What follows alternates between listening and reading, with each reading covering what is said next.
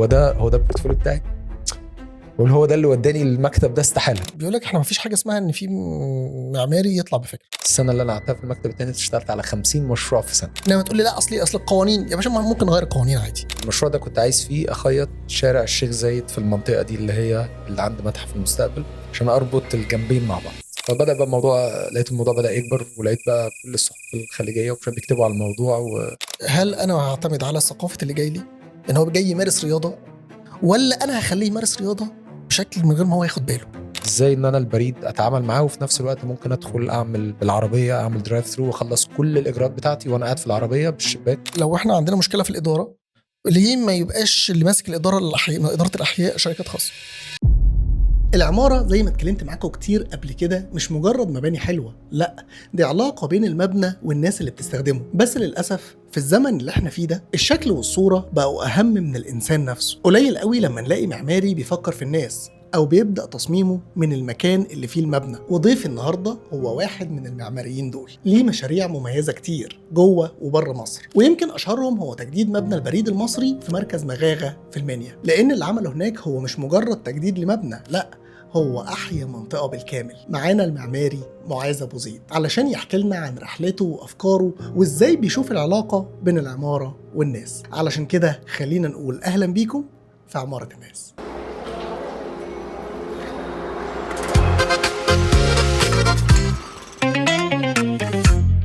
تنويه سريع للي بيسمعوا الحلقة صوت بس. الحلقة دي فيها صور ولقطات مهمة هتضيف جدا للتجربة، فلو حابين تعيشوا التجربة كاملة شوفوا النسخة الفيديو على يوتيوب.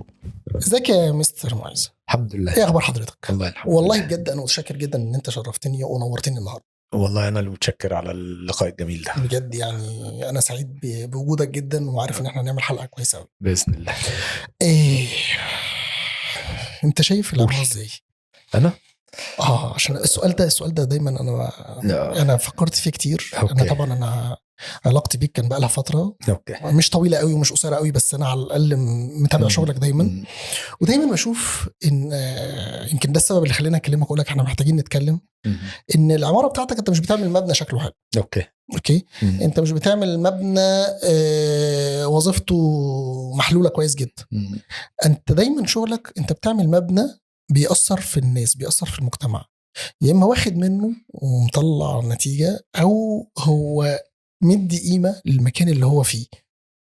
ففكره ان انت بتفكر عن علاقه العماره بالناس اللي هتستخدم المبنى او بالمجتمع اللي حواليه، دي بتبهرني انا على المستوى الشخصي، لان هو ده تفكيري وده الحاجات اللي انا مؤمن بيها من وانا طالب في الكليه. فانا عايزك تقول لي انت شايف العماره ازاي. جميل، حلو السؤال ده. سؤال هيدخلنا كده او هيرجعنا ورا شويه. استرسل. هيرجعنا ورا شويه، لان الواحد اعتقد مع الوقت بتتغير نظرته شويه. يعني انا مثلا لو هرجع لزمان شويه لورا شويه، هنرجع بقى مع بعض. ارجع لورا كتير. ارجع ورا قوي شويه. كان مثلا قبل الجامعه انا كنت عايش في بيت يعني ما بين بقى العماره والفن هو انت كنت ساكن فين؟ اتولدت فين؟ انا اتولدت في القاهره. كنت ساكن في حلمية الزيتون. ده يعني منطقة عظيمة. فيعني ده المكان اللي انا كنت عشت فيه اغلب وقتي لغايه ما هاجرت اسكندريه بقى. يعني هاجرت اسكندريه دي بالنسبه لي كانت انا اي حد بيكلمني بقول له معايا الباسبور الاسكندراني. ف لسه حتى كنا في مسابقه التميز فبقول لهم انا معايا الباسبور يعني، فانا تمام يعني ما عنديش مشكله. بس كان قبليها الحقيقه انا كنت شويه يعني متردد بقى ما بين الواحد يدرس عماره ولا يدرس تصميم داخلي. كان عندك كام سنه؟ كنت في اعدادي بفكر في الموضوع يعني، وانا في اعدادي كده من اعدادي ده اعدادي مدرسه مش اعدادي اعدادي مدرسه.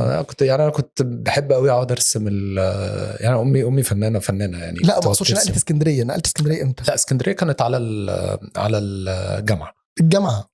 يعني هي انا نقلت لوحدي كده، انا سبت البيت بقى وسافرت. ده عشان انت درست في جامعه اسكندريه. تمام. تنسيق وداني هناك. بس كان قبليها كنت يعني اللي هو عمارة ولا هدرس عمارة ولا هدرس تصميم داخلي. أنا كنت حابب الاثنين، فحطيت نفسي في فنون جميلة. ليه مش تجارة؟ ايه ليه مش ميكانيكا؟ اشمعنى عماره يعني؟ عشان كان انا مش هنسى، كانت امي الله يمسيها بالخير بقى كانت جايبه كتاب جميل كده عن العماره الاسلاميه، في صور عن القاهره التاريخيه، وكانت بتقعد ترسم الحاجات دي. هي كانت معماريه؟ لا فنون. فكانت بتقعد ترسم الحاجات دي كلها بالزيت وبالجواش فعجبني الكتاب. حتى الكتاب ده سرقته منها وانا طلعت اسكندريه قلت انا عايز الكتاب ده معايا، اخدته معايا. فكنت بقعد ارسم الحاجات دي كلها، واقعد بقى ارسم المناظير وارسم. فكان يعني الجزء اللي انا الشغف اللي عندي في الحته دي حته ان انا حابب ارسم الجزء المعماري. اوكي. فلقيت نفسي بتوجه كده للجزئيه دي، فحبيتها الصراحه. وجيت في ثانويه عامه كنت بتعاقب بقى، بنزل اشتغل مع ابويا مهندس معماري برضو بس مقاولات اكتر يعني. تمام.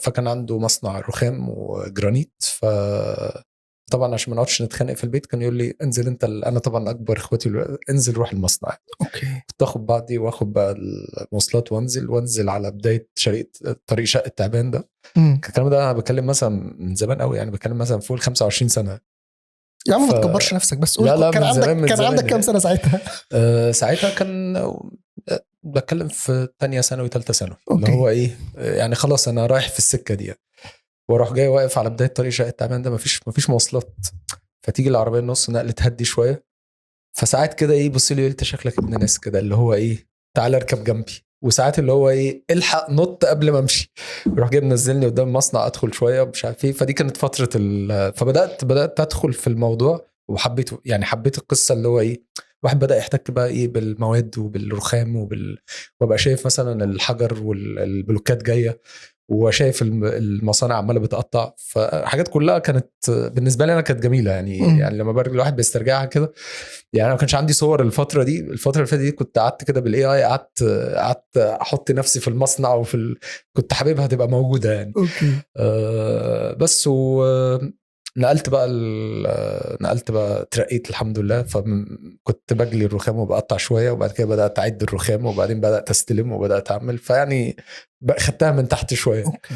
وبعدين الحمد لله بدات اتعلم الاوتوكاد. فبدات ده كل ده في ثانويه عامه، كل ده لسه ما فيش جامعه. فدي كانت بدايه احتكاكي بالعماره لغايه بقى ما جات لي فنون جميله في اسكندريه.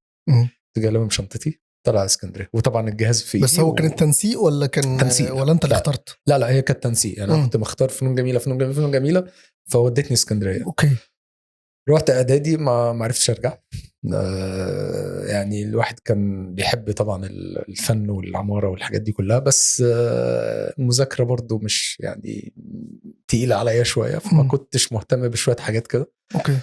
وده اللي خلاني اكعبل شويه بقى في الجامعه يعني. كنت مثلا تلاقيني مثلا ترتيبي مثلا ممكن 5 على الدفعه بس بعيد السنه. اللي هو ده انت مجنون اللي انت بتعمله ده. كان عندي يوم السبت ده ما بحضرش كام ماده. كان احنا في اعدادي ولسه ما دخلناش عماره. لا الكلام ده كان في تانية عماره بقى. أوكي. تانية عماره. لكن اعدادي لا، اعدادي كان كويس، اولى كويس، تانية هي اللي حصل فيها دروب. انا اتضايقت من نفسي طبعا، اتضايقت من نفسي جدا ساعتها. ساعتها بقى لا اصل انا دايما بشوف ان عندنا مشكله في التعليم في مصر، ان انت لازم تبقى شاطر في كل حاجه. ما هي في عماره هي فيها بجد تخصصات كتير جدا والله. انا حاجات كتير قوي ما عندناش مشكله. بس انت راجل اكيد انت هتميل ناحيه مواد وهتكره مواد. ده حقيقي ولغايه النهارده. فاهم قصدي؟ فطبيعي احنا مخنا مش هيستوعب كل المعلومات وكل المواد دي. طبيعي هتبقى شاطر في حته. انا مثلا كنت بحب الوركينج جاب. اوكي. كنت احب الديزاين جدا. اوكي. كنت احب الفيجوالز جدا. فواضح ميولي رايح فين. كنت احب الهيستوري قوي. احنا شكلنا زي بعض. فاهمني؟ فما تجيش تقول لي طب والله انا في فتره من الفترات انا مش عايز، انا رايح عشان انجح. انا مش عايز اجيب تقدير. اوكي. فكنت بحل لغايه ما نص الوقت يجي، بعد كده اقفل الورقه وامشي. طب ما تكمل الامتحان مش فارق لي، كده ده هينجحني. بالصدفه طلعت من اوائل الدفعه، ما اعرفش طلعت ازاي. بس هو ده التفكير بتاعي. انا داخل اتعلم كام ماده علشان اطلع مهندس معماري. اوكي. انما مش فكره ان انا داخل اجيب امتياز. هي يعني ما هو ما كانش ده التارجت. بس الواحد اللي هو ايه عارف. بعدين قلت لا طب انا هستغل السنه دي. ما انا سنه انت دبلرت سنه وقعت سنه. ما هي السنه تانية دي. وما عنديش حاجه اروح الجامعه. انا المواد كلها مواد يعني هتتذاكر واخش الامتحان وخلاص يعني. فعندي سنه كامله مش عارف اعمل فيها ايه.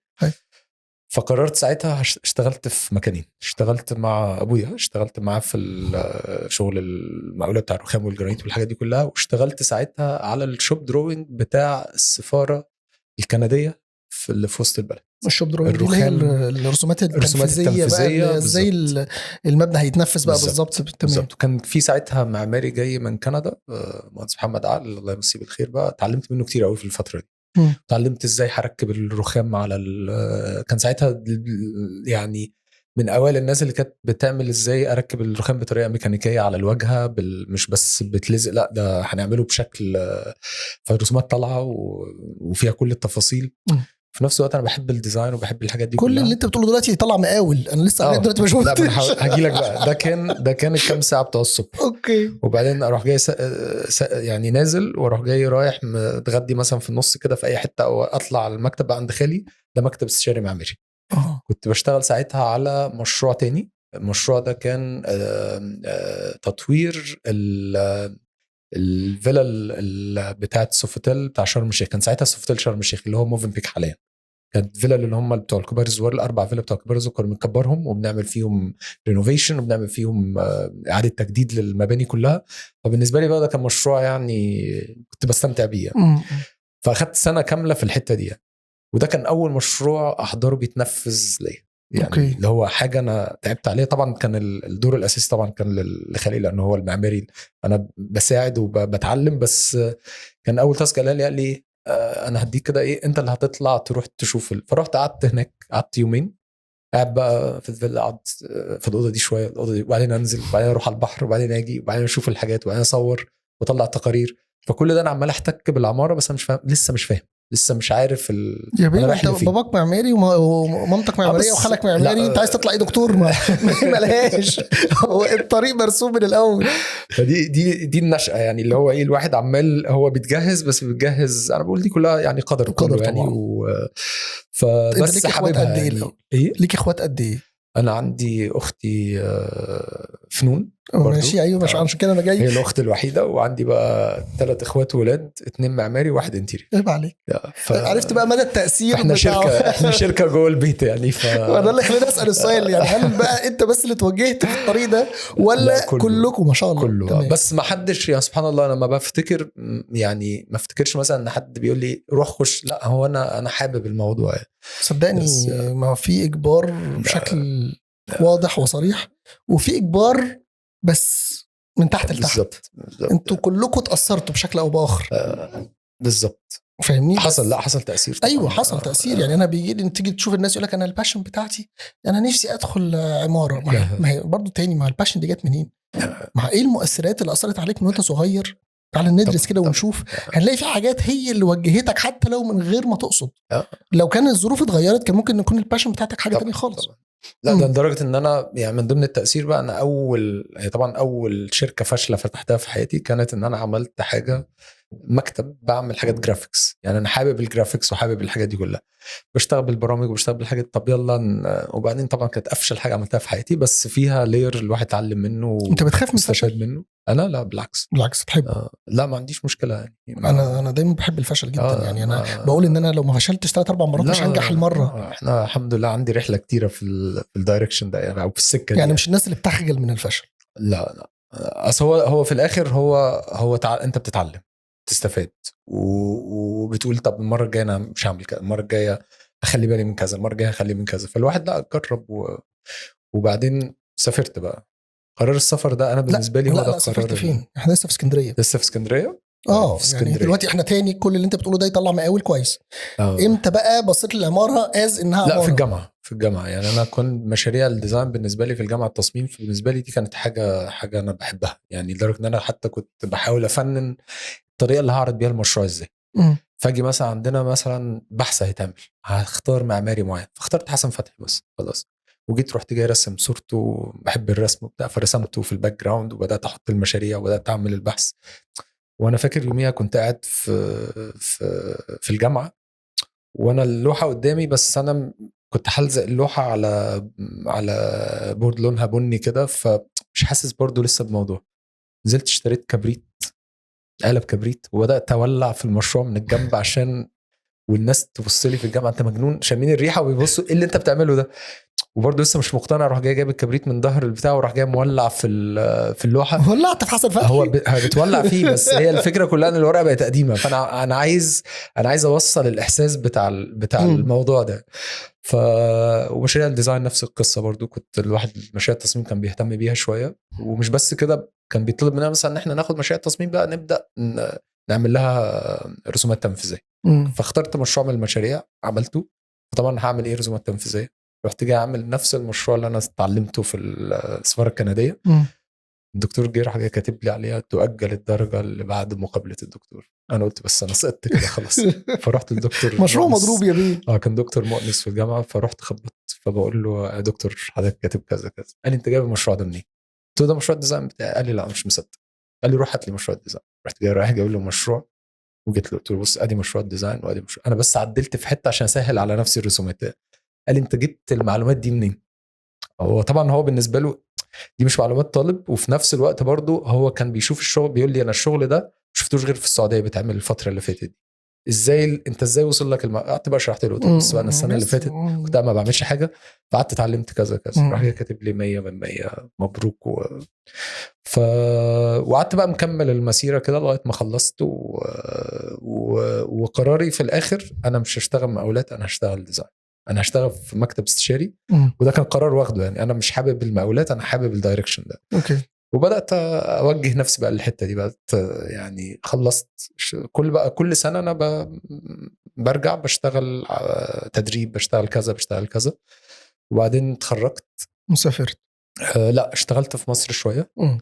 كان اول مشروع اشتغلت عليه بعد ما اتخرجت كان مشروع الجامعه الامريكيه، الكامبس بتاع الجامعه الامريكيه عبد الحليم ابراهيم. بس مش مع دكتور عبد الحليم طبعا. هو الماستر بلان طبعا كان متقسم لزونز، فاحنا كنا شغالين على مع دكتور خالد زكريا العدلي، كان هو شريك خالي، فكنت شغال معاهم على الجزء السكني. انت الواسطه نفعتك قوي. ايه الواسطه نفعتك قوي. جدا. اشتغلت معاهم والله، كانت خبره جميله وحلوه. كانت صعبه شويه بس يعني قعدنا سنه تقريبا او اقل شويه كنا شغالين في المشروع ده. بس مع شويه مشاريع هنا. انا كل ده لسه برضو ماشي. لا اصلا انك تشتغل في مشروع الكامبس بتاع الجامعه الامريكيه لا طبعا اللي هو من وجهه نظري انا معماريا ان هو من افضل، خلينا نقول 5 مشاريع اتعملت في القاهره في اخر 20 سنه. يعني الواحد وهو ماشي كده في الجامعه الفتره اللي فاتت دي كان عندي اكتر من محاضره كده بروح وبتاع، فكل مره بمشي انا بحب يعني الاربن او الجزء التخطيط بتاع فكل ما بمشي ما بين المباني لأن أنا بحس إن هي دي اللي بتطلع لنا مباني كويسة. لو هي ما اتعملتش صح، ودي بقى ترجع للحتة اللي احنا علاقة السؤال اللي أنا نسيته أصلا، بس أنا تمام. قلت توهك شوية فهي أنا بشوف هي عشان كده حتى الفترة اللي فاتت دي أكتر المشاريع اللي احنا بنحب نشتغل عليها الحاجات اللي فيها تخطيط مع عمارة، عشان هي ده من غير ده مش هيظبط. فبشوف لا احنا عايزين نهتم بالحته دي، هي الحته دي اللي هترجعنا تاني، ترجع الانسانيات بقى والحاجات اللي فقدناها دي، والشوارع نلمها شويه بدل البهواء اللي فيها والكلام ده كله. فدي كلها مشاريع، بس انا كل ده برضو احس في حاجه ناقصه، مش ده اللي انا بدور عليه. لا انا عايز حاجه تانية. انا عمال ادور اشتغلت هي رحله استكشاف. رحله استكشاف. اشتغلت في كل ده في السنتين. اشتغلت هنا في حاجه تبع سفاره السعوديه، كان المكتب التنفيذي بتاع سفاره السعوديه، بناخد مشاريع تصميم وتنفيذ وكله. قعدت برضو فيها كده فتره برضو لغايه ما خدت قرار ان انا هسافر. فجالي اوفر في قطر. كان ساعتها قطر لسه بقى في البدايه خالص، يعني اللي هو كنت بنزل قطر كده اتمشى على رجلي في ساعه اجيب الكورنيش كله وارجع. انا احب قطر. قعدت فيها 6 شهور جميله. هي عارف انت خير مثال ان هي قريه متقدمه. هي مساحه صغيره جدا اوكي وتحفه. تروح فيها مشروع من اجمل المشاريع المشيرب. انا بالنسبه لي ده من اجمل المشاريع، ده مدرسه لوحده يعني. انا مشيرب بالنسبه لي هو افضل حي سكني متصمم مستدام طبعا في العالم كله. اتفق معاك 100%. فيها يعني مسجد تجربة، والمسجد وفيها كم حاجة كده، فيها مسجدين. في مسجد أنا مش فاكر طبعا أسمائهم، بس في مسجدين موجودين تصميمهم تحفة. اوكي. فكرة الاربن بقى، وفكرة ان المباني اللي بتغطي على بعض والارشات والمحلات خطير. طبعا انا ما حضرتش الفترة دي. انا حضرت فترة كده كان ساعتها دبي كانت في عز البومينج بتاعها يعني يعني فقلت لا انا قعدت 6 شهور وبعدين حسيت ان انا مش كل ده. بص انا رحله الواحد عمال يدور مش لاقي، لسه يدور مش لاقي، وفي نفس الوقت يعني عمال باخد خطوات. فقلت انا خلاص انا هنزل مصر، بس قبل ما انزل مصر اعدي على دبي وادور على شغل كده، لو لقيت كان بيا، ما لقيتش خلاص. قعدت اسبوع دورت، لقيت شغل في مكتب، فرحت جاي بدات شغل معاهم، وقعدت في المكتب ده سنه. المكتب ده انا ما عرفتش قيمته غير بعدين. يعني المشاريع مش هقول مشاريع ليها يعني قيمه كبيره قوي، بس فيها سكيلات انا ما اتعاملتش معاها قبل كده، تاورز على مش على مدن، على حاجات كبيره. فبالنسبه لي كانت فتره تعلم كويسه اللي هو. بس انا في الفتره دي كنت بقول يعني انا عايز برضو حاجه، فكنت بدور على المكاتب الانترناشونال ومش عارف هيقبلوني مش هيقبلوني. انا عامل بورتفوليو اللي هو كتاب كده بحط فيه كل مشاريعي، لدرجه انا عندي لغايه دلوقتي كتاب ما بتفرج عليه ان انا بقول ايه، هو ده البورتفوليو بتاعي، بقول هو ده اللي وداني المكتب ده. استحاله. عشان كده في ناس دايما في طلبه دايما بيسالوني يقولوا لي اروح ازاي، بقول لهم اعملوا مجهود، هو سعي. انا كنت بسعى وانا فاكر وانا رايح اقول ايه انا هعمل انترفيو ما حدش هيقبل، وانا البورتفوليو بتاعي ده ما حدش يبص له. يعني في شويه مشاريع غريبه وتنوع مش مفهوم، بس في الاخر انا لسه واحد عنده 2 خبره في مفهومهم، بس في مفهومي انا عايز اعمل حاجه. فرحت بقى المكتب ده، هو ده المكتب اللي انا يعني غير لي عارف البوصله بدات تتظبط، اللي هو انت ماشي غلط تعالى بقى امشي في الاتجاه ده. احتكيت بيها بقى ساعتها بجنسيات مختلفه، بمعماريين جايين. اللي جاي ده كان مقره فين؟ ده كان في دبي. في يعني في جبل علي، منطقه جبل علي. ساعتها كانت سفر لدرجه ان انا بقول ايه، ما كانش معايا عربيه ساعتها، بقول ايه انا هروح ازاي. قلت خلاص انا هأجر عربيه مش مشكله وزي ما تيجي يعني. بس ده لو ده قبلوني. وبعدين لما اخدت المشوار وانا رايح، انا هروح المشوار ده كل يوم. فقلت ايه انا هروح اعمل انترفيو مش عايز اروح ده كل ده الواحد بس. وبعد كده عملت الانترفيو. قال لي حاجه ساعتها انا مش هنسى الكلمه اللي قالها لي. قال لي انا شايف حاجات كويسه بس ما فيش حاجه كامله، شايف سكتش مش كامل، شايف مشروع مش كامل، شايف كذا مش كامل، بس في عندك حاجه كويسه. بس جمله اثرت فيا، يعني معنى كده ان في كروته او في حاجه الواحد مش بس الجمله حلوه يعني، او في حاجه مش كامله، يبقى انا ما بديش وقت كل حاجه، بس بعرف. بس واضح ان هو شايف في حاجات يعني. قال لي بص هنشوف، وخلصنا الانترفيو ونزلت. بعدين لقيت التليفون بيكلمني بعد 5 دقايق، انت فين؟ بقول له انا كنت بقى بتمشى ساعتها في المكان ده طبعا، وانا طالع بقى بعمل انترفيو ده انا شايف في ناس بتلعب بينج تحت، وشايف ناس قاعده على البحيره ماسكه يخت صغير كده عماله بتجري في البحر. بقول ايه الناس دي عايشه هو الشغل كده؟ اصل انا يعني ما شفتش الحاجات دي، فعايزين بقى نشوف فقلت طبعا وانا نازل حاسس لا لو في اخر الدنيا يا ريت يعني. فبقول يا رب. لقيتهم بيكلموا بيقولوا لي انت مشيت بعيد ولا طب تطلع تمضي العقد؟ اطلع ابصم مش امضي ده يا ريت يعني. فرحت فعلا طلعت مضيت ومضيت الاوفر، واحنا قاعدين طلع الاوفر، رحت جاي ماضي من غير ما افكر. والمرتب على فكره ما كانش، انا اعتقد كان اقل شويه من الاوفر اللي انا كنت باخده، بس انا كنت حاسس ان انا في حاجه جديده هتعلمها هنا.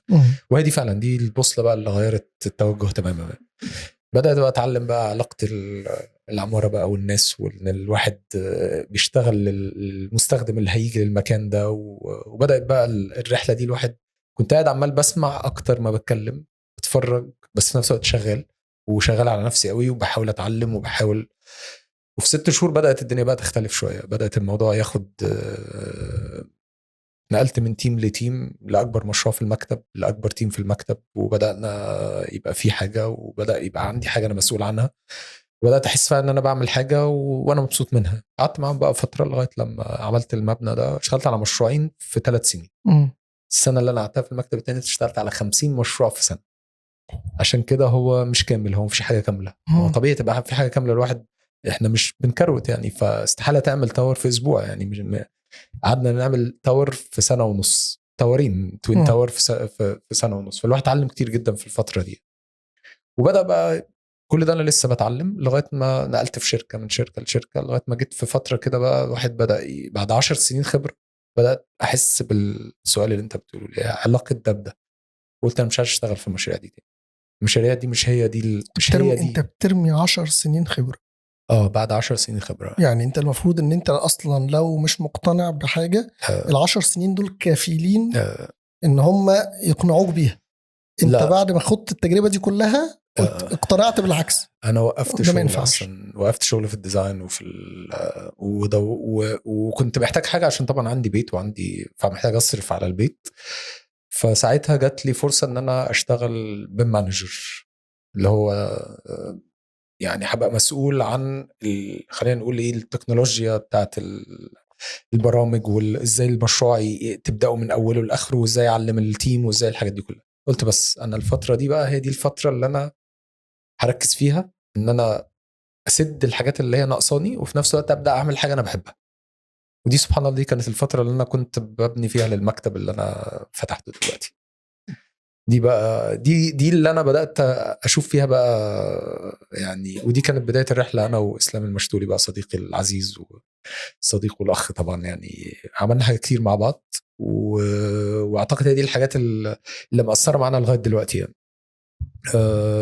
من ضمنهم مثلا مشروع كان في دبي. انا عايز اكتر حاجه مميزه اتعاملت مع اسلام المشتولي. اسلام اول بدايه طبعا بالنسبه لنا، واعتقد لو سالت السؤال ده هنقول في نفس واحد روبيكيا. ده بتاع جناح مصر في جناح مصر في ده بالنسبه لنا كانت رحله كده، رحله جميله. مش بس بقى هو اي احنا كل مسابقه بنخشها وخدنا مركز اول فيها، ومثلنا مصر فيها في فينيسيا. انت كنت خلاص بقى، انت الفتره دي انت بقيت مركز في المسابقات اكتر. قبليها بالظبط فتره كان سنه 2014. كنت اخذت جايزه افضل معماري شاب على الشرق الاوسط وشمال افريقيا. ده بسبب مشروع ايه؟ لا دي كانت مجموعه مشاريع يعني. قدمت اخذت مركز تاني اول سنه، والسنه اللي بعد او السنه اللي بعد اللي بعديها اخذت مركز اول فيها. انا النهارده ببص على الجائزه دي بقول هو انا لو النهارده هخش فيها ممكن ما اخشش فيها، ممكن ما كنتش شايفها بقيمتها، بس الاول كنت شايفها حاجه قويه. ولغايه النهارده بقول هي ميزتها بالنسبه لي ان هي خلتني شويه ايه ابقى لا هخلي بالي، لا هي لو عملت دي صح ولا غلط، لا هخلي بالي، مش هشتغل على حاجه بالطريقه دي، اشتغل عليها بطريقه تانية. وخلتني بقى اقعد افكر كتير يعني. فده اللي خلاني اعمل ستوب كده، اوقف واقول انا مش هخرج بره العماره، انا بحب المهنه، هتعلم حاجات تانية تفيدني، بس في نفس الوقت هروح التكنيكال شويه، بس هبقى مركز في الديزاين في المسابقات والحاجات دي كلها، وبعمل ده لغايه ميعاد الشغل، وبعد كده بعد الشغل بكمل بقى على المسابقات والحاجات دي كلها. اعمل حاجه انا بحبها. وبدات بقى اهتم بالحته اللي هو السؤال العماره والناس. طب ايه علاقه العماره والناس مع بعض؟ طب اول مشروع طبقت فيه الكلام ده كان ايه؟ كان مشروع في دبي، كان مشروع غريب جدا، كان وبدايته اسمه غريبه قوي. كانش ليه اسم ساعتها. انا كنت بحاول اعدي الشارع ومش عارف اعدي الشارع. اوكي. شارع الشيخ زايد.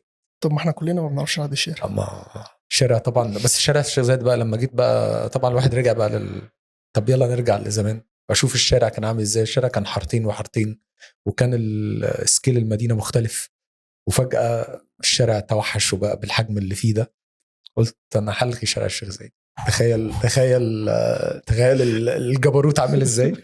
هو طبعا مش كده، مش ده الفكر، بس انا الفكره كلها انا كنت رايح افطر مع اصحابي في فندق اسمه روتانا، والناحيه التانية في فندق بنفس الاسم، وانا رحت الفندق الغلط، وراح قبل الفطار بقى 5 دقايق كلمهم يا جماعه انا في الريسبشن، انتوا فين؟ احنا في الريسبشن، احنا اهو مستنيين، مفيش حد. انت جيت تعالى بقى الناحيه التانية. فطالع بفتح اللي هو قصادك بفتح بقى الجي بي اس. طب عايز اروح الناحيه التانية، مش عارف اعدي، علشان امشي فيها 3 ساعة واكتر، وعشان اخد العربيه اعمل يوترن فيها نفس الوقت. يعني انا شايف المبنى قدامي في دقيقه، اقل من دقيقه هعدي، بس مش عارف اروح. قلت بس هو ده بقى. جيت عند متحف المستقبل المنطقه دي، وقلت انا هعمل وهلغي الشارع هنا، وهعمل بقى يعني لو قلتها كده بالبلدي شويه كده، انا هخيط الشارع في الحته دي. يعني هي احنا بنقولها بقى هعمل ستيتشنج للاربن فابريك، هخيط نسيج المدينه في الحته دي. وبعدين بدات ارجع بقى لدبي القديمه واشوف سكيلها كان عامل ازاي، اقارن بقى. انا عاجبني اللفظ. يعني هي فكره فعلا زي ما بتقول الاربن فابريك او النسيج بتاع المدينه. هي فعلا هي انت جيت لما بتعمل فيه طريق سريع، انت كانك حرفيا جبت مقص بالظبط وقطعته بالظبط. تمام. فانت فصلت الجزئين عن بعض، وترجع تقول يعني هو ليه حسيت ان المدينه فقدت روح؟ ما انت أيوة. فعلا قطعتها. أيوة. فان انت عشان تحل ده فانت سميتها لا انا هخيط الجزء اللي اتقطع ده تاني عشان اخلي الناس عشان اربط ونخلي الناس تعرف تتحرك. الناس هنرجع تاني نقول الناس. يعني انت بتعمل حاجه الاول بدايتها الناس هتستخدمها ازاي؟ طب هريحهم، طب هعمل كذا، طب هعمل كذا. طبعا الفكر بتاع المشروع نفسه مش هقول ان هو حاجه تروح تتبني، بس انا هي نظريه ما بدات. يفرق لناش يعني. وكان في ساعتها كتاب جميل كان عامله دكتور خالد العوضي، كان اسمه لايف سكيب بياند بيجنس، الحياه وراء العمران الشاهق. هو بيتكلم بقى ورا الثورات ورا الحاجات دي كلها الحياه عامله ازاي، ويروح جاي رايح كده على المدينه القديمه ويجيب السكيل عامل ازاي. فقلت طب لو السكيل القديم ده اتحط في المكان ده هنعمل ايه؟ طب النهارده لو الطريق السريع ده اللي وانا بسايق اشوف شرق وغرب المدينه، شرق وغرب المدينه، ما هي مفصوله شرق وغرب المدينه، ما هو لو مش موجود مش هتسميها كده. ما هو لو مش هي كلها موجود حاجة هنودي واحدة. العربيات فين؟ بس هي دي. فقلت بس احنا مش عايزين عربيات، احنا المستقبل مش عايزين عربيات. فبدات اشتغل على حاجه لقدام. وقعدت افكر في اسماء فقلت ايه، انا هسميه اكس سبيس. اكس سبيس. وقعدت اقول طب ليه اكس؟ اصل هو ده. ده قبل ايلون ماسك ما يسمي والله ما كانش ليه علاقه، بس لقيت نفسي ايه، قلت طب ايه المشكله؟ سبيس اكس سبيس عادي يعني، ايه المشكله؟ وسميته اكس 1 اول نقطه، اكس 2 لغايه اكس 5. يعني بدات امشي بيها كده ايه، وبختار اماكن الحيويه اللي الناس فعلا بتعاني فيها. ابقى ماشي كده بالعربيه اركن شويه واقعد اتفرج مثلا على منطقه زي البيزنس باي، اشوف فلو الناس ماشيه من الزون ده للزون ده. كميه البشر اللي بتعدي من المترو من هنا لهنا بشر، انت لو فتحت لهم الشارع هيتملي. واجي المنطقه اللي بعديها منطقه البرشا عند مول الامارات. المنطقه دي انت لو الشارع ده مش موجود هتوصل للبحر مشي من ناحيه الشيخ زايد، لان المنطقه دي جميره بترتبط بالجميره، بس انت مفصوله من الجزئيه دي. فبدات افكر ايه، خلاص هو واضح ان الموديوله دي شغاله معايا فما عنديش مشكله. وقلت انا عايز اربطها كمان بالمترو، فممكن دي تبقى محطه المترو بالمره، فالناس تنزل زي اوروبا، تنزل في محطه المترو بتقابل الناس بتعمل كل اللي انت عايزه، تاخد بعضك وترجع تاني. فقلت خلاص هو ده كده ايه، انا هعمل كده ايه زي ملتقى تجمع الناس، ساحه كده ايه في نص الشارع، بدل ما الناس يعني ما بتستخدمش الشارع غير، واحلى لحظات واحلى لقطات بتاخدها لشارع الشيخ زايد وانت معدي على سرعه 120 في ثانيه، بتصور تلاقي لقطه برج خليفه، تلاقي لقطه مش عارف ايه، بس انت مش قادر تقف. فلدرجه ان انا لما عشان اصور اللقطات دي كلها عملت ايه، خليت مراتي تسوق، فتحت الروف وطلعت فوق بدات اصور وهي ماشيه على سرعه 120 عشان اعرف اخد اللقطات اللي انا عايز ابني عليها الكيس دي. فكلها تجارب غريبه. بس انت تعرف كان في نقاش حصل بيني وبين فنان اماراتي عظيم جدا، يعني انا بعزه على المستوى الانساني وبحب شغله جدا، اسمه مطر بن لاحج. اوكي. الراجل ده هو اللي صمم الكاليجرافي، اللي هو الجمل اللي مكتوبه على متحف المستقبل.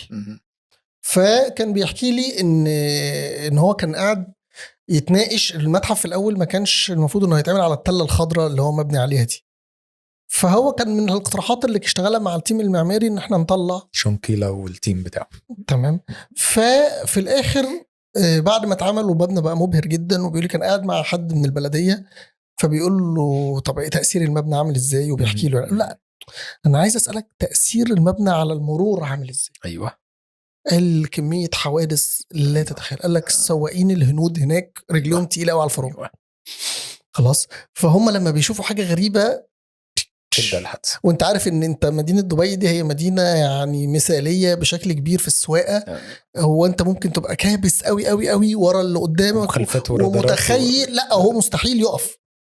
فانه انت متوقع هو مستحيل يقف خلاص لان مفيش اي حاجه توقف. ففجاه ان هو يقف علشان خاطر باصص على مبنى لفت انتباهه، فقال لك زود الحوادث. طبعا الموضوع بدا يقل تدريجيا لما الناس ابتدت تتعود على وجود المبنى. بس انت فاهم بقى هو كان بيفكر في ايه تاثير المبنى على الحوادث. بس انا مبسوط جدا من اللي انت قلته، لان ده انت كملت الفكره. هو فكره المشروع ده كان امتداد لمتحف المستقبل.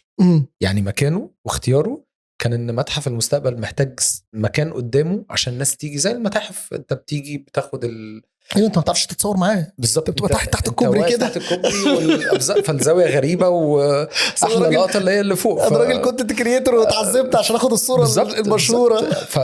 او تروح الناحيه الثانيه وهتلاقي في البوليفار وهتلاقي المترو قاطع الموضوع.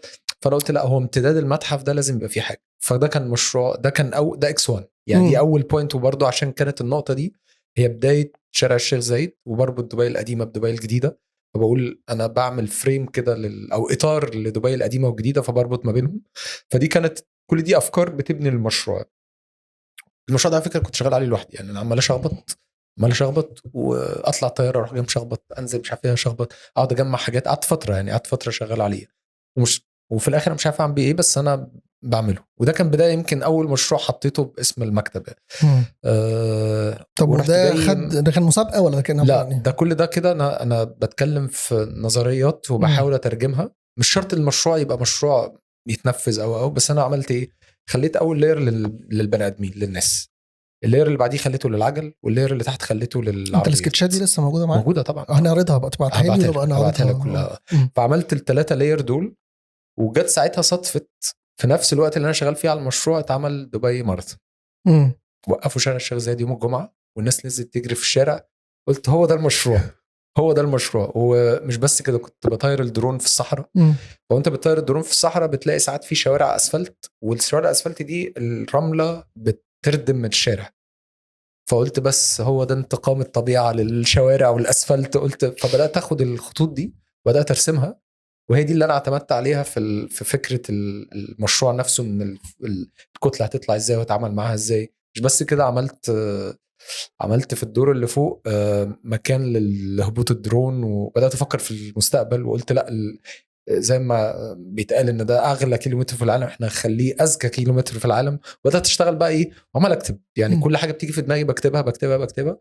رحت جاي مقدمه، قلت بس انا اقدمه. كان اسلام بقى ساعتها كان دخل في سنه قبليها مثلا بسنه، او اعتقد بسنه او سنتين كتير، كان قدم في مهرجان العماره العالمي. ورحت معاه ساعتها وقلنا خلاص احنا نيجي السنه الجايه ونقدم مجموعه مشاريع مش عارف ايه. فده كان مشروع كان تاني مشروع قدمته في المهرجان ده.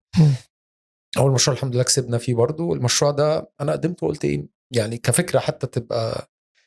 فلما قدمته اخدنا عليه جايزه، كان شورت ليستد، وبعد كده اخدنا عليه جايزه. وبعد كده CNN كلموني عملوا معايا انترفيو كامل على المشروع، لان فكرته في الاخر انت بتتكلم في حاجه غير عكس شويه، لا عكس الفلو اللي الناس ماشيه فيه هناك. فانت ايا كان شكله عامل ازاي يعني، الشكل في الاخر ممكن نختلف نتفق عليه، ممكن نركن الموضوع ده على جنب، بس خلينا نتكلم في الفكره نفسها. فكره ان انت النهارده بتحاول زي ما انت قلت كده، كلمه ان انا بخيط الحته دي، فهي دي الحته اللي اتعمل عليها البروباغندا كلها. وبعدين فجاه لقيت الميديا بتاعت دبي بيكلموني، انت جبت المعلومات دي منين؟ معلومات ايه؟ انا ما عملتش حاجه. انا وانا ماشي صورت شويه حاجات. لا طلع عرفت ساعتها ان كان في مسابقه هم عاملينها لتطوير الشارع الخدمي. فهي في الزون ده وانا ما اعرفش، في المنطقه دي وانا ما اعرفش. فقلت لهم لا، انا ماليش علاقه بالموضوع، وانا كذا كذا كذا. فبدا بقى الموضوع، لقيت الموضوع بدا يكبر، ولقيت بقى كل الصحف الخليجيه ومش بيكتبوا على الموضوع ودبي اربن جرين واي ومش عارف يعني. قلت بس كده واضح ان المشروع كده ايه، وصل للحته اللي انت اخد اعلى جايزه في المهرجان ده ساعتها. وكنا اول حد من الوطن العربي وافريقيا يقف على المسرح ده ويستلم الجايزه. اخذنا جوائز تانية بس جوائز للفئه نفسها، لكن دي كانت واخده الجراند برايز نفسها. أوكي. اعلى جايزه فيها. وده كان بدايه بالنسبه لي يعني. والمشروع طلع في الرؤيه بتاعت الشيخ محمد اللي هي رؤيه 2030. ممتاز. كم ثانيه كده من البساطه جدا طبعا الحمد لله. حاولنا ان احنا نتواصل عشان ننفذ، بس طبعا مشروع حجمه لما درست طبعا بقى بدات اخش بقى في عمق بقى التكاليف والكلام ده كله. انت بتغير مسار شارع وبس. في الاخر كفكره يمكن كذا حد اشتغل على الفكره دي مؤخرا بس من نفس الدايركشن ده. فانا بالنسبه لي دي كان اهو بدايه للتعامل مع الناس وازاي ان انا اخلي العماره تخدم الناس مش العكس، لا يبقى وخلاص. واخدت ده بقى ايه كمنهج للمشاريع اللي هشتغل عليها. طيب تعالوا بقى ننتقل للمشاريع اللي انت عملتها في مصر، المشاريع بتاعت البريد خصوصا. يعني دي كانت اول تجربه بالنسبه لك، كانت تجربه بسكيل كبير. فلما جيت مصر وابتديت تشتغل على تجديد مكاتب البريد، النتيجه اللي انت طلعتها هي نتيجه مختلفه دي حقيقة على كل اللي كان معتاد واللي كان بيحصل قبل كده. فانا برضو انا عايز اسالك انت فكرت في ده ازاي؟ طيب هو مش مشاريع البريد جات لنا وانا لسه في دبي، كان برضو اسلام وانا احنا يمكن انا واسلام بنشتغل كتير مع بعض، ففي مشاريع بنشتغل كاننا مكتب واحد، وفي مشاريع بنشتغل كاننا مكتبين، فبس لما بيجي المشروع ما بتفرقش اسم المكتب، احنا تحت شمسيه واحده كده قاعدين وشغالين مع بعض يعني. يمكن هي دي الحاجه الجميله اللي بتطلع نتائج كويسه. فلما جت الشركه المسؤوله عن مشاريع البريد في مصر قابلتنا في دبي، بتعمل لنا انترفيو، بتشوف لنا اذا كنا احنا نصلح لحاجه زي كده. وانا دي حاجه الحقيقه اشيد بيها، لان كويس جدا ان هو بيدور وبيشوف وعايز ينوع، دي حاجه جميله ومش ماشي في دايركشن واحد، لا هو عايز اكتر من حد يشتغل. واعتقد في الفتره دي كان في اكتر من حد شغال على البريد، بس هو برضو عنده رؤيه وعايز يوحد الهويه بتاعته وعايز يبقى له شكل. فقلنا لهم طب احنا بالعكس احنا حابين جدا، طب احنا عندنا مجموعه مشاريع، طب نشوف نوعيه المشاريع. وبدأنا احنا ندرس الموضوع، قالوا لنا طب بصوا شوفوا، ولو كده قولوا لنا وجهه يعني هتبداوا ازاي وهتشتغلوا ازاي. فبدأنا نشتغل على رؤيه، مش مشروع، لا رؤيه بقى للموضوع يعني. فبدأنا خايف انا من موضوع الرؤيه ده قوي والله، بالعكس انا بحس حاول ان تستخدم هي اي مصطلحات تانية بجد، بلاش الرؤيه انا اول ما بلاش بسمع الرؤيه كلمه رؤيه والتطوير، بحس ان انا رؤيه وتطوير، رؤيه وتطوير. لا انا ليا تجارب حلوه مع الكلمتين دول، فحصر عليهم شويه معلش. الرؤيه المعماريه اللي ورا الموضوع عامله ازاي بناء برضو على رؤيه الجهه اللي احنا هنشتغل معاها. لازم احترم الكيان اللي انا هشتغل معاه، كيان عريق جدا جدا ومن اعرق من اقدم البريد على مستوى العالم. فاحنا لازم نبقى عارفين احنا بنتعامل مع مين، البريد المصري. وبدأنا نشتغل فعلا، وقسمنا المشاريع بتاعتهم لثلاث أنواع. مشاريع سميناها حتى كده تاريخية، حتى لو هي مش تاريخية، مشاريع قديمة تبقى فين، تبقى شكلها عامل ازاي مش فارق معانا، بس هي مشاريع تاريخية. وكتبنا تحتيها كده جملة ان دي مشاريع تدخل خفيف، كتبناها بالانجلش وبالعربي ان ده تدخل خفيف. يعني ايه تدخل خفيف؟ يعني انا مش داخل افرض نفسي وشخصيتي على المكان هو اللي بيفرض شخصيته علينا كلنا. ده تواضع كبير جدا بالنسبه لنا. مع المباني دي كان لازم، المبنى بس احنا طول عمرنا احنا بطبيعتنا بنهد ونبني. لا هتكلم على مبنى منهم، وانا بقوله دايما وانا بحكي القصه دي، عارف الواحد جسمه بيقشعر منها، لان ده حصلت هناك في الموقع.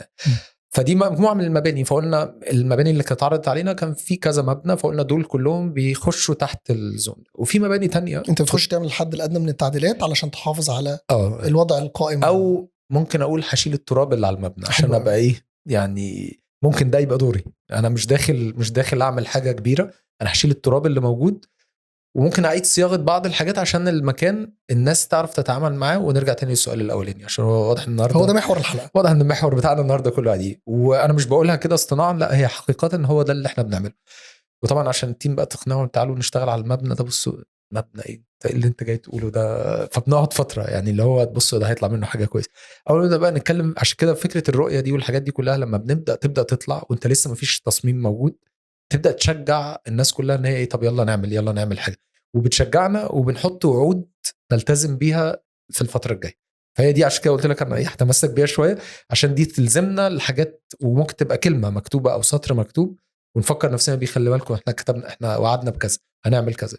المجموعه الثانيه من المباني اللي هي الخمسينات الستينات اللي هي ملهاش شكل وملهاش هويه واضحه، مجموعه مباني خرسانه ملهاش شكل معين، فاقدر احافظ على المبنى كهيكل، بس ممكن اضيف له واجهه شكلها افضل، اعيد صياغه فراغ داخلي الناس تعرف تتعامل معاه بشكل افضل، حركه داخليه طالع لدور نازل لدور. طب مفيش مثلا اسانسير موجود في المبنى، طب في ناس كبيره، طب هنحطه ازاي، طب يلا نخلق له فراغ. كل دي حاجات كلها انت اضافات، بس بتحاول برضو تستغل المبنى القائم ده، لان انت لو بنيته من اول وجديد هتضيع ما يطلعوا موارد يا عم، احنا هنوجع دماغنا. صحيح، ما برضه احنا شغالين بالناس. لو هنفكر كده في كل المشاريع احنا لا بجد احنا مش هنخلص. ده اللي احنا بنعمله ده احنا حتى الرامب، لا انت الرامب هو لازم يبقى عامل كده. احنا ليه نعمل رامب؟ احنا الرامب عندنا يكسر السليم، ده احنا كنا مش يساعد مع المشاكل اللي كانت بتتعمل في المشاريع التانية، ونقول ايه بصوا الناس اعترضت على كذا، فخلي بالكم ده المبنى ده افتتح بس الناس اعترضت ان مفيش رامب بيطلع لكذا، فنخلي بالنا من الحاجات دي عشان الحاجات دي هي اللي هتفرق فعلا. واحنا لما بنيجي نشتغل بقول ايه، احنا نشتغل على المعايير العالميه، عشان انا مقتنع المعايير العالميه المفروض كلنا نتفق عليها، كبقى كارتفاع السلمه، الرمب زي ما انت قلت المنحدر بتاعه ما يبقاش قوي قوي، تعرف تتعامل معاه، المداخل المدخل ده والمدخل ده، كبار الزور هتدخلهم منين، ده هتدخلهم منين، انت بتشتغل على كيان كامل، شوف هتهيئه ازاي. والمباني الأخيرة اللي هي المشاريع الجديدة اللي طبيعي زي أي بنك في الدنيا أو أي جهة معاها بتستثمر وبتعمل إن هي بتبني مشاريع جديدة، فدي بقى بنقول إيه، لا دي بقى الرؤية الكبيرة، ويلا ده بقى طلع المعماري اللي جواك واعمل اللي أنت عايزه، بس طبعا ما يتناسب مع سياق المدينة اللي هيتبني فيها. ودي عملنا معاهم أكتر من حاجة برضو، يمكن ما كانش لينا حظ غير في مكانين العالمين، مبنى البريد بتاع العالمين الجديد بيتبني حاليا، والمنصورة الجديدة برضو أعتقد هتيجي في المرحلة اللي جاية. دي كانت مشاريع تعتبر يعني بنبني بس ضفنا فيها حاجات جديدة، ازاي ان انا البريد اتعامل معاه وفي نفس الوقت ممكن ادخل اعمل بالعربية، اعمل درايف ثرو واخلص كل الاجراءات بتاعتي وانا قاعد في العربية بالشباك، وازاي العربية لو وقفت ازاي، فده كل الكلام ده كله يعني، وازاي بقى الحتة دي، طب الجزء ده هيتعامل ازاي مع المكتب جوه، بدأنا نتعامل معاه ورحنا عرضنا الرؤية دي، بس بدون طبعا ما نعمل حل كل المشاريع دي كلها، بس رؤية بنقول شوية برضو بناخد يعني هقول باخد ريفرنس لمشاريع عالمية، بقول ده اتعمل، فاحنا عايزين نبدأ من حيث انتهى الآخرون، احنا مش جايين نخترع العجلة يعني، طبعا الحاجات دي اتعملت فلازم تدرس، ونقول طب الناس وصلت لغاية هنا، طب انا هاخد من هنا واكمل وانطلق يعني، شوف الناس وصلت لايه، اللي ينفعنا ناخده واللي ما ينفعناش نسيبه بالزبط. يعني مش هنخترع تكنولوجيا جديده ومش هنخترع، بس بنشوف برضو رؤيه المكان عامله ازاي. والبريد الفتره دي كان في تطور واضح لا هو فعلا مؤسسه البريد عموما اخر كام سنه لا هي واضح ان في شيفت بالظبط. ورحنا بقى طبعا عشان نعرض اول برزنتيشن، طبعا هنعرضها ازاي، ودي بقى هترجعني لحته، عشان كده انا جبتك من الاول خالص عشان الحته دي. انا واسلام طب يلا هنعمل ايه، فاكر انت حسن فتحي وهنحرق الورق ازاي طب يلا هنعمل ايه، احنا رايحين البريد، طب يلا نعمل بوست كاردز ونطبع عليها حتت من المشروع ونحطها ونكتب عليها شويه حاجات، ودي مجموعه بوست كاردز كده عليها يعني عارف حته من المشروع مش المشروع كله، وفي نفس الوقت طابعين بوردات وحاطين عليها المشروع وجايبين برزنتيشن على البرزنتيشن. فاول دخلنا على مكتب، قالوا لنا العرض هيبقى في مكتب رئيس الهيئه. طيب دخلنا مكتبه بعيد والترابيزه هنا، وهو هو انا شايفه بيبص لنا بس هو بيتكلم في التليفون، بيخلص تليفونه وجاي لنا، واحنا قعدنا نفرد الحاجات كلها، وهنجي راح جاي واقف كده على الكرسي بتاعه، قال لنا بصوا احنا بتوع بريد وفاهمين الجواب باين من عنوانه، تعالوا لي على الاوضه الكبيره. نقلونا على اكبر ميتنج روم موجوده، غرفه اجتماعات موجوده، مش غرفه اجتماعات الحقيقه، هي غرفه قاعه مؤتمرات عشان تتكلم تفتح المايك عشان يسمعك من بعيد، وجابوا كل رؤساء الاقسام موجودين عشان يحضروا العرض اللي هو برضو، ودي برضو انا بقول ده حاجه منه حاجه ذكيه جدا، لان هو كان عايز ياخد رد فعل كل راي الناس كلها وفي نفس الوقت يندمج في الحوار معاهم يعني.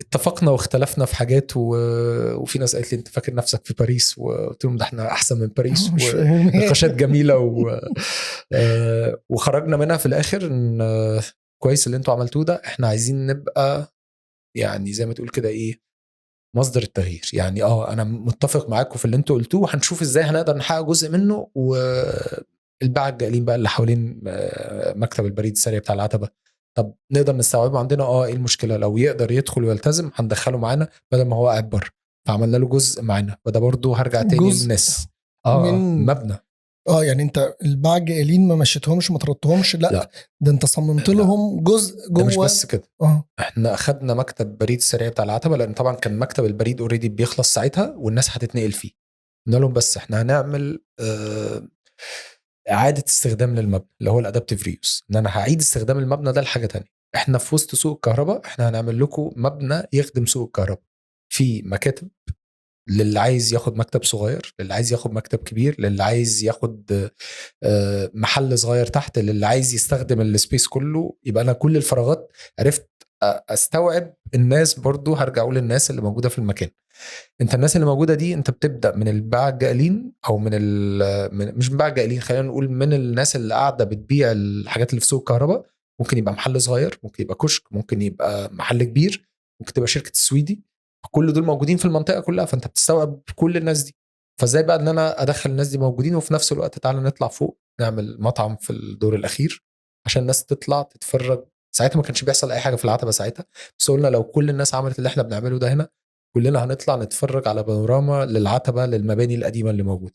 فلما شفت اللي حصل في المبنى بتاع العتبه اللي عمله مصطفى الفتره الاخيره دي كنت مبسوط جدا. انا بقول ايه، انا المبنى ده كنت بشوفه من الشباك فبقول لو الناس عملت اللي احنا بنعمله ده تبقى حاجه جميله جدا. فبدات اشوف في حاجات بتتكرر هناك فقلت طب ده جميل جدا يا ريت. بس هو حاليا طبعا المبنى بتاعنا واخد وقت شويه لان احنا مش بنشتغل بس على الغلاف الخارجي، لا احنا اشتغلنا على قلب المشروع من جوه وفتحنا سكاي لايت فوق وفتحنا عشان ندخل الاضاءه ونحيي المبنى مره تانية. بس المبنى خارجيا هو انت بترجع شكله تاني، وداخليا بقى عدنا صياغته بالشكل الكبير. فده كان اكبر مشروع اتعمل مع البريد في الفتره دي. خدنا عليه جوائز الحمد لله يعني، واتعرض في البرتغال كان برضو مهرجان العمارة العالمي. وانا واسلام كنا واقفين دايما نقول ايه واحنا بنقول كده ايه ايجيبشن بوست او البريد المصري، انت بتقولها وانت فعلا فخور بيها لان انت حاسس ان انت مش بس كده، احنا عملنا اتحطينا في توك كبيره هناك على الستيج الرئيسي واتكلمنا على مشاريع البريد. فبرضه دي كانت بالنسبه لنا حاجه جميله جدا ان انت جاي بتعرض حته من بلدك وحاسس ان انت فخور بيها وبتقول هنعمل وهنعمل وشغلك برضه في وشغلنا في الاخر يعني. لما اجي اروح مثلا نسيب بقى القاهره نسيب القاهره بقى الناس بتقول لك ايه اصل ده مشروع في العتبه ومهم، لا انا مشروع مغاغه ده في القلب يعني. ده فعلا يعني مشروع مغاغه لما رحنا اول مره طبعا هو كان اوريدي اتعمل عليه بعض الحاجات بس كان المشروع معانا ورقه خدوه ازاله، معاكم قرار ازاله المبنى غير صالح للاستخدام فممكن تزيلوا المبنى لو مش عايزين مش شايفين ليه قيمه قوي فبراحتكم يعني شوفوا انتوا عايزين تعملوا ايه وقولوا لنا. كان في شرخ في الحيطه كنت تعدي ايدك فيه كده من ففي مشاكل طبعا موجوده في الاساسات تحت وفي يعني ممكن اقولها كده ايه بالبلدي كده ايه المبنى نصه ما فيش تحتيه حاجه. وهقولها بالبلدي برضو احنا رفعنا المبنى على الكوريك حطينا تحتيه حاجه ونزلناه عشان نوقفه ونعالج الدنيا دي كلها ورجعنا المبنى القديم تاني. وانا ماشي بقى الحته اللي بقول لك عليها بقى ايه وانا ماشي بحسس على المبنى كده الحيطه الطوب الاحمر تجاعيده باينه. عارف انت لما تبقى قاعد جنب واحد عجوز كده في غرفه الانعاش ومحطوط له هتشيلها وتموته ولا هتعمل ايه؟ لا هتفضل قاعد جنبه بتقول له طب انا هدي لك اكسجين كمان لغايه لما ايه. فده اللي حصل اخذ الاكسجين لغايه المبنى ده احنا جينا جنبه بقى عملنا ايه؟ عملنا انت ما هديتوش؟ لا حافظنا عليه بالكامل. كل اللي عملناه داخليا المباني دي كانت مباني فيلا القديمه، احنا كل اللي عملناه داخليا ان احنا هيئناه ان هو يبقى مكتب بريد. وقلنا هرجع برضو لحته الناس مره تانية هقول احنا قلنا الناس بقى من الطرفين، الموظف اللي قاعد ده بني ادم واللي جاي يتعامل مع مكتب البريد بني ادم. فلما الاثنين يتقابلوا مع بعض مش عايزين الاثنين يبقوا يحسوا ان ده قاعد قرفان من المكان وده قاعد متضايق ان هو جاي ويقعدوا يخنقوا على بعض، لا ده احنا عايزين الاثنين يبقوا قاعدين مبسوطين. فقلنا خلاص احنا هنتعامل مع الكاونتر بتاع البريد ده اللي فيه الشبابيك هنتعامل معاه كانك جاي. كان اخويا بقى بيشتغل معانا في الانتيريور ساعتها رجعنا بقى للعيله عشان كده كان لازم نرجع للهيستوري ده.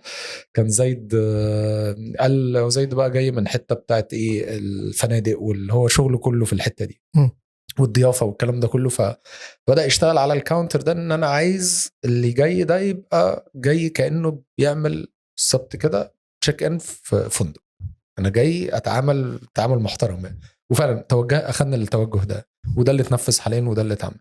وش انا بسميها طبعا القفص اللي هو اللي فيه الدايره عشان تمد ايدك تاخد حاجه تعاني ولا تعور ايدك والتاني يرمي لك الحاجه منه. انت شلت اللوح الازاز اللي هو شلنا بقى الفكر ده خالص، شلنا الكلام ده كله. قلنا احنا دلوقتي خلاص التعامل بقى كله تكنولوجيا وديجيتال وكمبيوترز والناس بتيجي وبتتعامل، لا مفيش بقى الحاجات بتاعت زمان دي.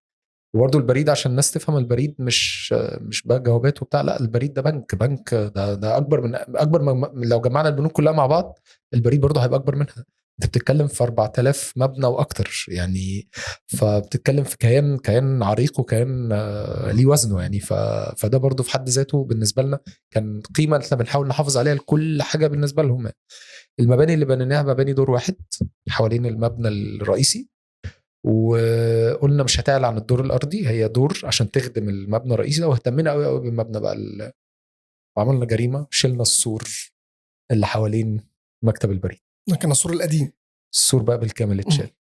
انتوا مجانين السور ده احنا بنعمله وبنقفله وبنعمل. قلنا له طيب ايه المطلوب؟ اوكي، يعني الناس كانت زعلانه عشان خاطر هي مش زعلانة. السور، مش فكره ان هو الناس مش زعلانه، هي الناس مش مستوعبه ان في حد جاي بيقول لك شيل السور. طبعا مفيش حاجه اسمها كده. ايه اللي انت بتقوله ده؟ الثقافه دي انت مش موجوده مجنون في مصر. هتشيل السور؟ لا ما ينفعش. ده احنا حاطين السور الحديد وحاطين ورا كذا وحاطين ورا كذا. نشيلنا السور وعملنا مكانه قاعده بنشات بره، الناس بتيجي تقعد عليها حتى لو مكتب البريد مقفول. طب ليه؟ عشان احنا اكتشفنا ان السور اللي كان مبني ده هو المأساة الكبيرة. انت السور اللي مبني ده كل واحد بيجي يروح جاي لازق كشك فيه، اللي يلزق فيه حاجة، اللي يلزق فيه حاجة. فانت كأنك بالظبط المبنى ده مريض وكل شوية يطلع له حتة، كل شوية يطلع له حتة، كل شوية انت بتحاول تعالج. ما انا ممكن اشيلهم النهاردة وادهن، هيجي كمان شوية هيرجع تاني. احنا مش عايزينهم يمشوا، احنا عايزين نستوعبهم معانا. فبدأنا ناخد الميدان اللي بره طورناه وقلنا الناس دي ممكن تبقى جزء من الميدان اللي بيطور ده وتبقى موجودة فيه. ليه؟ لأن اللي طالع من مكتب البريد وهو طالع عايز يعدي يشتري له كيلو مش عارف ايه من هنا وهنا وهنا، بس انا ممكن اعمل منظر حضاري كويس الناس تلاقيه. فعملنا المقترح ده وما تنفذش طبعا لغايه دلوقتي، بس عملناه.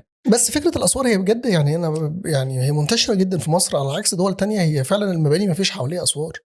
دي حقيقه. يعني فكره الفصل ده، يعني حتى لما بيضطروا يعملوا اسوار، واحنا لو رجعنا حتى للاسوار القديمه حديقه الأورمان، حديقه الحيوان، هتلاقي اسوار حديد. هي سور بس ما بيفصلش. يعني دلوقتي الاسوار يا اما طوب يا اما خرسانه، بالزبط. فانت بتحس ان انت بالظبط منفصل تماما. صح. بتعزل اللي جوه عن اللي بره. ولسه عندنا القناعه بتاعت انها بتامن. لا انا لا هي ما بتامنش.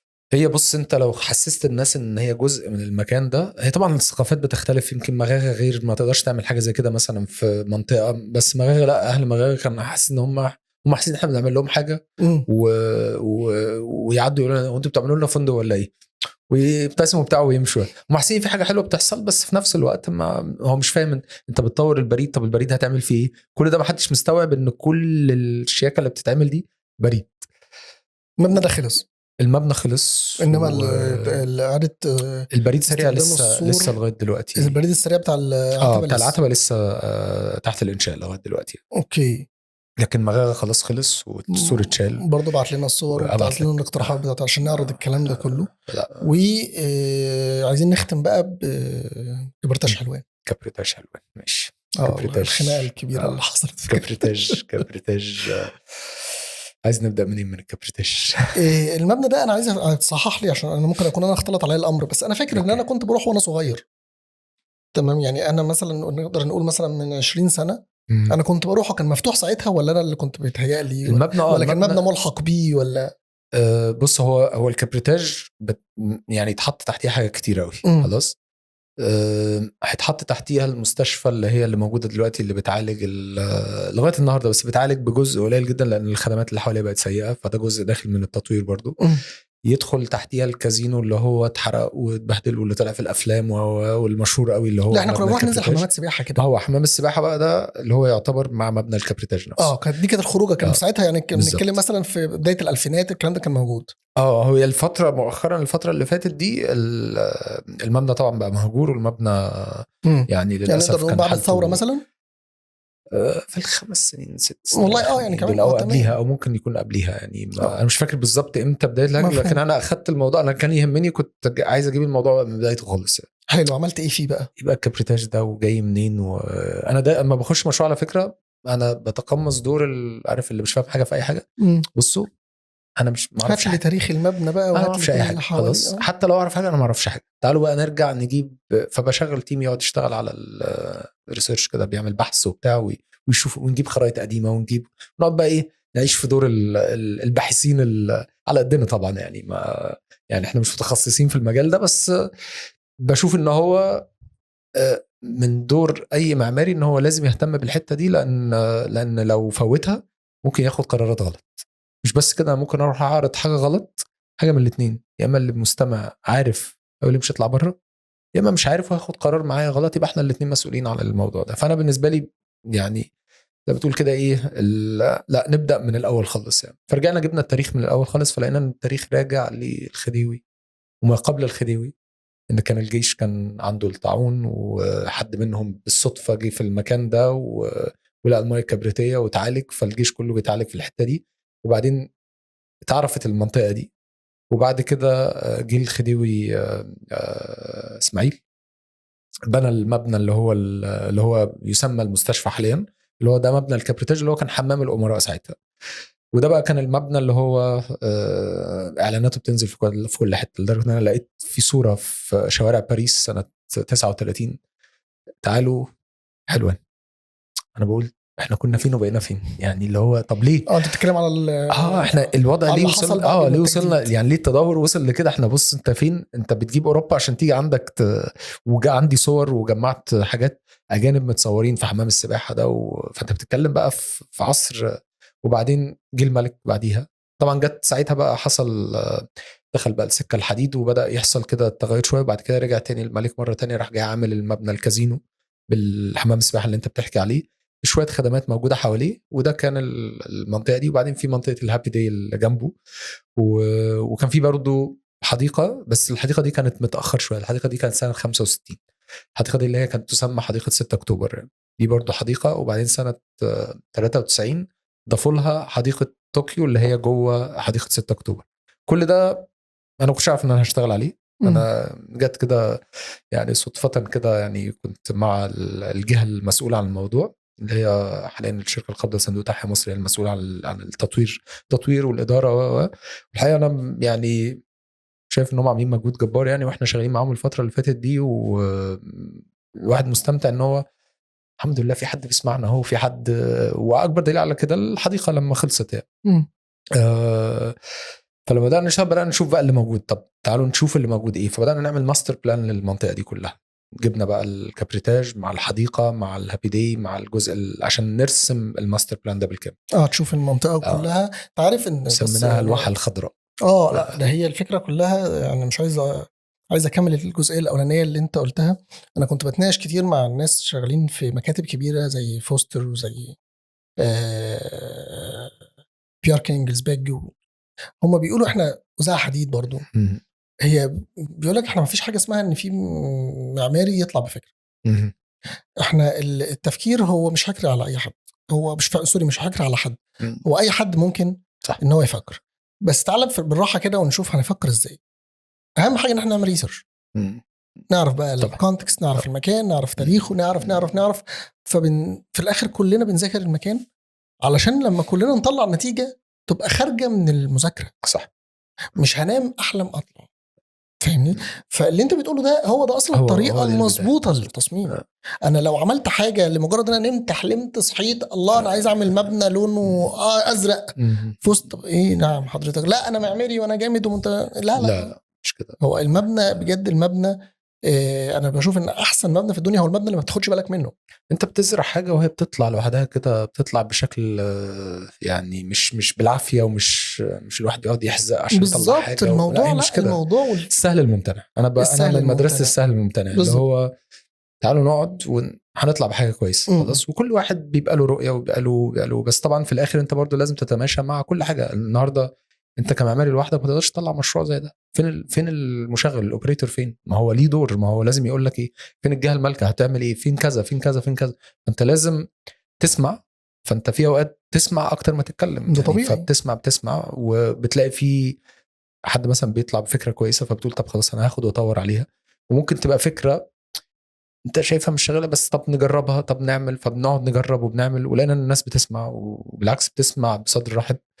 ومفيش قرار اتاخد غير لما كان بيتعرض وبيتاخد عليه موافقه. طب ما ده كله طب. فانا بقول طب الناس اللي بتبوظ دي بتبوظ ازاي؟ ما هو نفس الجهات هي بتدي الموافقه. طب يا جماعه في ايه؟ هو المشكله عندنا احنا ولا عند مين ولا؟ فالفتره الاخيره انا كنت يمكن مركز في المشروع ده بشكل كويس يعني. ويعني المشروع انا كنت شايفه اشتغلت عليه ازاي البدايه يعني. فكرت فيه ازاي وعملت ايه؟ هو كان في اوريدي مكاتب شغاله وكان عندنا وجهه نظر فعملنا سبورت كده بشويه حاجات. في الاخر مكاتب ما خرجت، فالجهه قالت لنا كملوا انتوا المشروع. فكملنا فعلا. بدأنا نعرض الموضوع بقى بالطريقه اللي احنا حكيتها دي. الطريقه دي انا بشوف ما حدش بيختلف عليها، لان انت في الاخر انت بتجيب المكان. واحنا فتحنا الافلام العربي القديمه، بدأنا نعمل برنت سكرين منها عشان ناخد الصور عشان نشوف تفاصيل المباني كانت عامله ازاي، الحته دي كانت عامله ازاي. في صوره انا مش هنسى الصوره دي، كانت اتاخد عليها قرار واحنا قاعدين، مجرد اتحطت على الشاشه يعني هي كانت كده كانت كده اعملوها كده. انت بتحاول تستعيد المبنى زمان. كان حمام السباحه بتاع الاطفال ده كان قدام المبنى الكازينو على طول. يعني تخيل انت قاعد في ترس الجمال ده كله والعيال عمال تطرطش عليك ميه. طب ليه؟ مين اللي اخذ القرار ده؟ ما ده قرار غلط. فجبنا بالاثباتات ان لا، ده كان فيه هنا حديقه وهو عايز، قال لي وريني، فوريته كذا كذا، قال لي خلاص يتلغي، بس قولوا لي هتعملوا حمام السباحه فين. فاقترحنا ان هو يتقسم حمام السباحه الكبير ان هو يتعمل فيه جزء للاطفال ويتعمل فيه جاكوزي ويتعمل فيه كذا، بحيث يبقى حمام السباحه النهارده لما اجي اعمله ابقى بعمله باللغه النهارده. مش كده. بقول لو هرجع بقى للتاريخ هقول ايه؟ طب ما الخديوي اسماعيل وبعدين جه عباس حلمي التاني عمل اضافه، هو ما مسحش، هو عمل اضافه بس الاضافه كانت مقبوله. بعدين جه الملك كبر وزود. طب ما انا النهارده ايه العيب ان انا اعمل حاجه يعني تتماشى مع اللي بيحصل النهارده وتبقى اضافه حلوه للمكان وتبقى عايشها بلغه النهارده بحياه النهارده. فده اللي احنا عملناه. المهم ان انت تضيف الاتجاه المظبوط. يعني هي دايما الاضافه هي لايرز طبعا الازمنه، بس في لايرز منهم هي تخريب. وكل مكان في الكابريتاج مختلف عن التاني. يعني لما كنا شغالين في الحديقه وضعها كان مختلف عن التانية. حتى كنت بقول للتيم، بقول لهم احنا مش جايين الحديقه دي نعمل احسن عماره في الدنيا. احنا لو حسبنا عدد المباني اللي موجوده هناك كلها 5-6 مباني. الحديقه يعني انت فاهم، الناس جايه تخرج، الناس جايه تقعد تحت الشجره وتقعد في المكان الجميل ده، تلاقي خدمه، تلاقي كذا تلاقي كذا.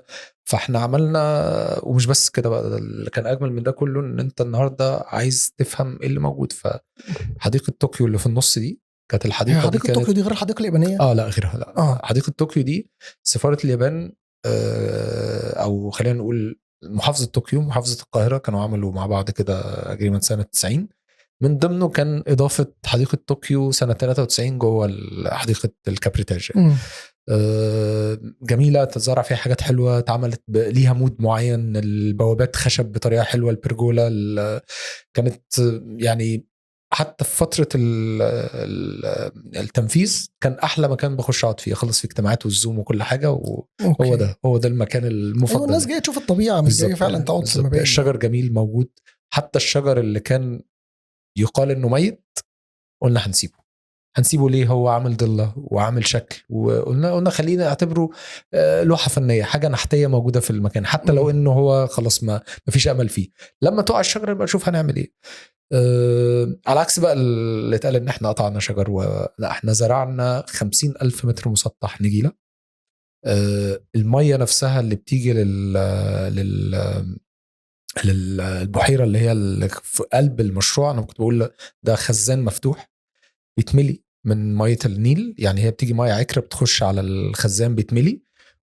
الخزان ده كان بس بيسقي حديقة طوكيو، وبعدين بقية الحديقة كلها كانت بتبقى مانيول.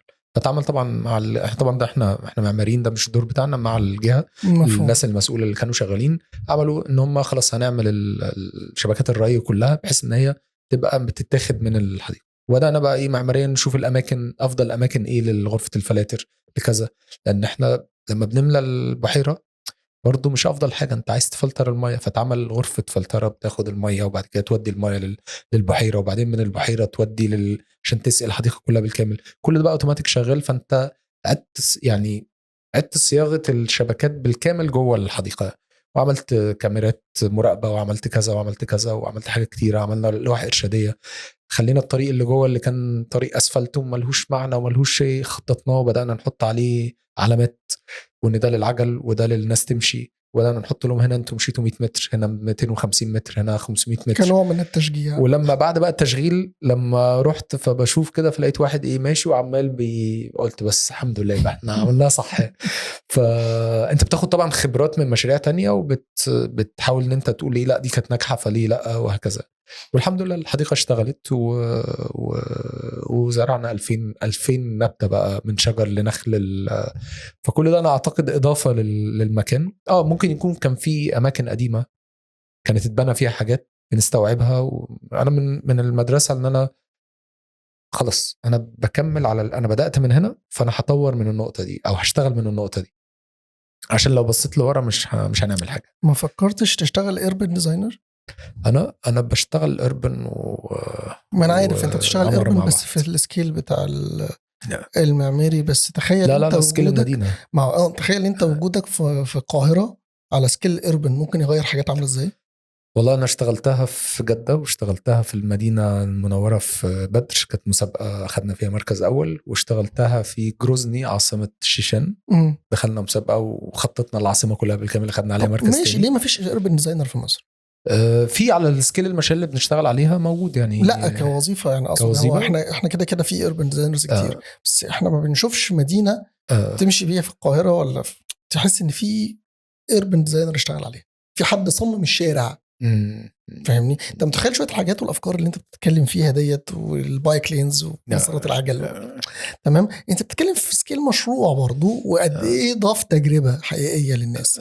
تخيل ده لو معمول في الحقيقه، سوري مش في الحقيقه، اقصد لو معمول في المدينه في الحي بالكامل. تمام. انا يعني لن انسى ان مش عارف كان طريق سريع معمول في صحراء هنا في التجمع، وقاموا عاملين مسار عجل في قلب الصحراء.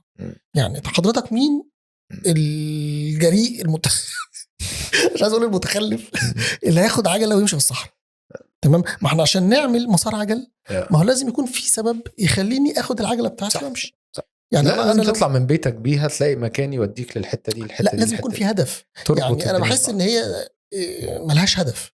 انا دلوقتي هعمل بايك لين بدون هدف، انت نازل عشان رياضه، ما هي زي بالظبط كاني بركب بجري على التريدميل في الجيم، او بركب عجله في الجيم، انما هي من غير هدف هتمل.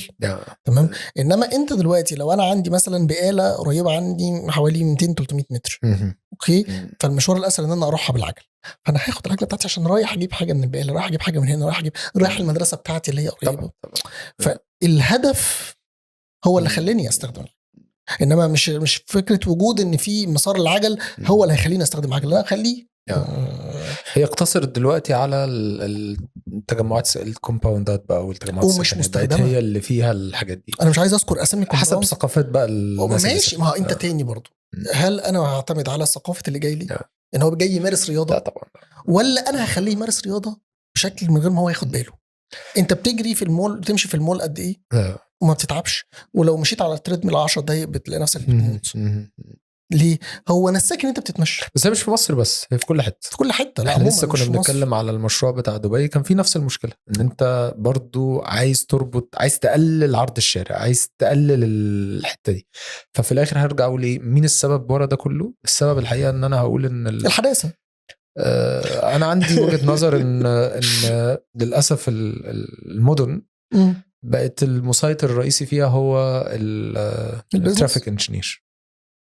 هو بيبص لها من ناحيه ترافيك، فلو ترافيك وعربيات فبقى هو لكن انت النهارده لما بتيجي، انا اشتغلت مثلا على مشروع في جده كان المسيطر الرئيسي هو الاربن ديزاينر. طلعنا مدينه، انا مش هنسى التجربه دي لان تجربه ممتعه. انا فتحت الجوجل ماب على الاوتوكاد وحطيت الصوره بتاعت دبي بتاعت جده البلد، وقعدت اشفها بايدي عشان احس بسكيل السكه والبراحه والشارع والبيت، عشان لما اجي ارسم ابقى حاسس بالسكيل طبعا، وابقى ايدي واخده عليه. فده ممكن يتعمل ممكن يتعمل واتعمل، والمشروع كان ناجح جدا، والمشروع الحمد لله يعني يعتبر من المشاريع. متخيل هيفرق ازاي في شكل المدينه؟ يعني فكره ان انت تبقى حاسس يعني بانسانيتك. شايف انت الكتاب اللي انت سالتني عنه اللي هو بتاع مدن للناس دي؟ يانجيل كان كاتب فيه معلومه ظريفه قوي، ان هو ليه المدن بقى فيها يفط بسكيل كبير جدا بالوان صارخه جدا لدرجه ان هي حولتها العشوائيات. قال لك ده منطقي جدا. ليه؟ حضرتك زمان انت كنت بتتمشى على رجليك بسرعه 5 كيلومتر في الساعه. اوكي، فانت لما تتمشى على رجليك فيحط لك اليافطه صغيره، وهيحط لك الوان مش لازم تكون صارخه جدا، لان انت قادر انك تقرا اليافطه في السرعه اللي انت ماشي بيها على رجليك. فجاه المدينه بقت ما فيش حد بيمشي على رجليه، انت ماشي بعربيه بسرعه 60 كيلومتر في الساعه. اوكي، فمستحيل تشوف اليافطه دي. فبقى الدور بتاع صاحب المحل عشان تاخد بالك منه يكبر اليافطه جدا وينورها جدا ويغير لونها، يخلي لون ملفت. تمام. هو مش فارق له خالص شكل المدينه حلو ولا وحش، هو فارق له ان انت تاخد بالك ان هو موجود. بس انت سكيلك نفسه اتغير. انت كنت لوحدك وانت ماشي على رجلك او راكب العجله سكيلك قد كده، وانت راكب العربيه سكيلك قد كده، وانت راكب الاتوبيس قد كده، وانت راكب ده قد كده. لا بس هو لما اتكلم في النقطه دي، هو انت بني ادم واحد، انت سرعتك اللي اختلفت. انت مستحيل اللي تاخد بالك منه وانت ماشي بسرعه 5 كيلومتر تقدر تاخد بالك منه وانت ماشي بسرعه 60. فهمت قصدي؟ يعني ومستحيل تاخد بالك منه وانت سايق او انت راكب جنب السواق تاخد بالك منه وانت سايق.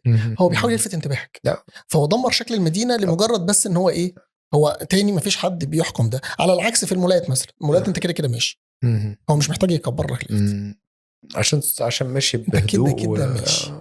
فهمت قصدي؟ فهو مش محتاج ده. بس برضو في مولات لما بتخشها تصميمها مش حد فاهم يعني ايه تصميم مولات، لان هي برضو ليها تخصص وليها طبعا، وفي ناس ناجحه جدا عارفه ازاي هتجيبك تشتري وتوديك فين بس خلينا نتفق ان هي كلها منظمه. يعني في حاجه بتربط كل المولات انها منظمه. مستحيل تلاقي حد فارش قدام الستور بتاعه ولا حد لا. عشان في قوانين بتفرض على كل اللي موجود. وليه الناس اللي بتنظم المولات دي يعني لو احنا عندنا مشكله في الاداره، ليه ما يبقاش اللي ماسك الاداره اداره الاحياء شركات خاصه؟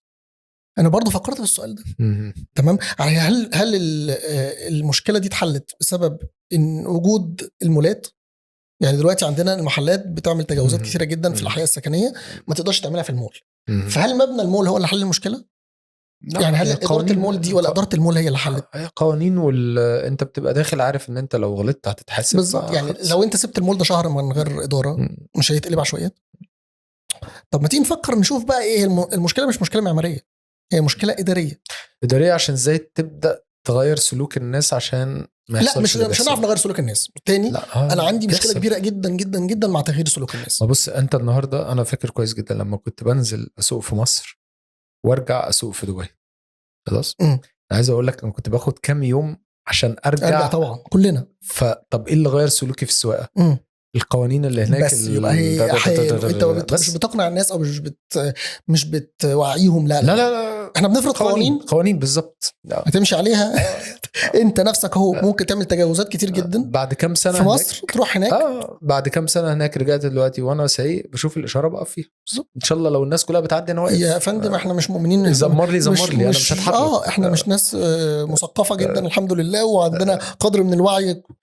انا عمري ما لبست السيت بيلت غير لما علقوا لي رادار. طول عمري بجيب السكاته الكارثه انت متخيل وحطها. طب يا ما انت راجل، طب انت عارف مدى خطوره اللي انت بتعمله ده؟ عارف. بس طب انت ماشي حالك ماشي حالك. طب يا ابن الناس يا متعلم يا متنور يا مفيش. انا يا جماعه في رادار عادي برضو مش هلبس حزام مع اول 200 جنيه في الثانيه في الثالثه. لا انا هدفع مخالفات، هصرف على المخالفات.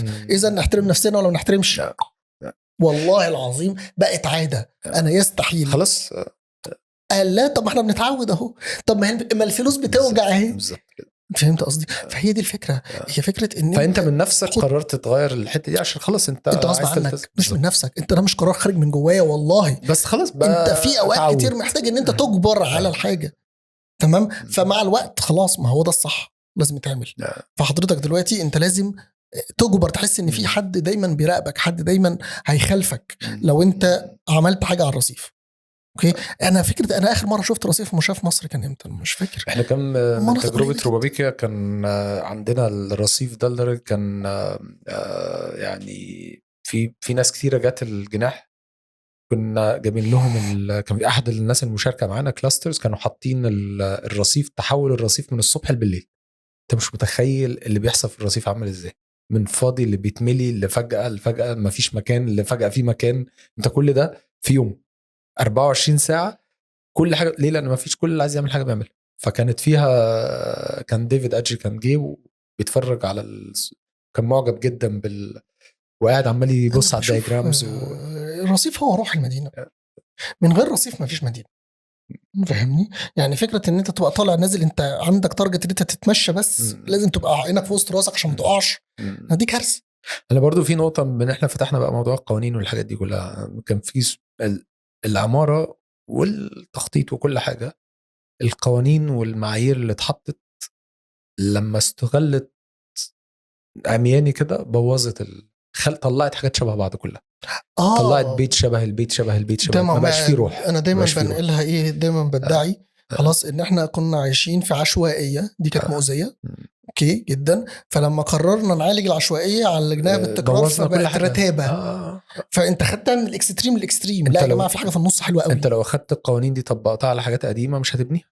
انا كنت بعمل محاضره مره فكنت بقول السلالم بتاعت الهند، الانديان ستيب ويل اللي هي بتاعت الهند دي، مفيش هاندريل واحد موجود فيها. طب هل حد هيسمح لك تعمل ده النهارده؟ مين هيقول لك نفذه وما عنديش مشكله وخلي الناس تقع؟ لا، هي الناس بتنزل وتتعامل، وهو حاجه حاله اتعملت وهتفضل موجوده. هتيجي تبص لو طبقت القوانين بتاعه الحريق على حاجه مش ممكن ما تشتغلش.